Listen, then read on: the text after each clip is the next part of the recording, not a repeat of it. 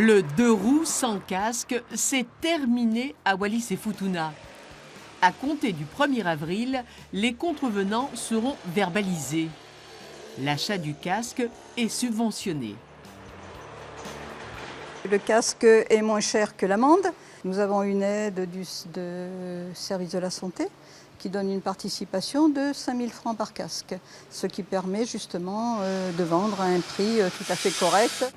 Les conducteurs ont eu un délai de 10 mois pour s'équiper. Mais la prise de conscience du danger reste difficile. On constate surtout que ce sont ceux qui se sont fait arrêter par les gendarmes qui viennent acheter un casque. Il y a des jeunes et aussi des adultes. Je pense qu'ils ont compris qu'il vaut mieux se protéger la tête pour éviter un traumatisme. En cas de verbalisation, acheter un casque permettra d'être exonéré d'amende.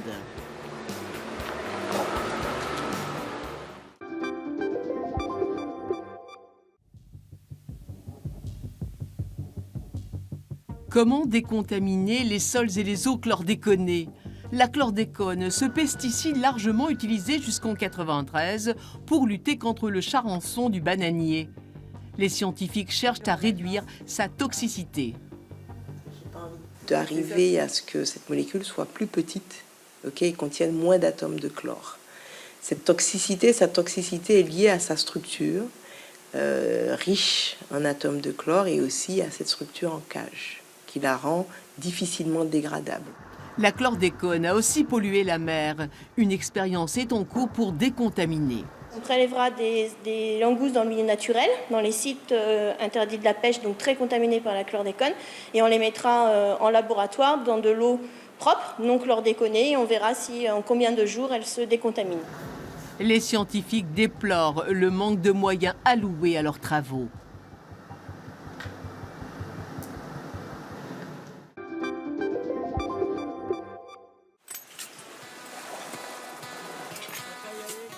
Les puffins menacés en Nouvelle-Calédonie, leur zone de nidification se restreint.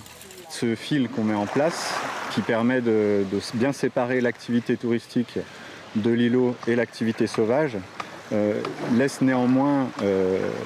permet néanmoins aux touristes d'avoir un accès à la vie sauvage et d'observer les nids et puis les oiseaux en fait. 500 000 couples de puffins recensés. Ces oiseaux pélagiques sont vulnérables au moment de leur reproduction à terre. L'oiseau est installé juste à la sortie, ou juste à l'entrée, comme on veut, alors que certains terriers font jusqu'à 1,50 m, voire 2 mètres de profondeur.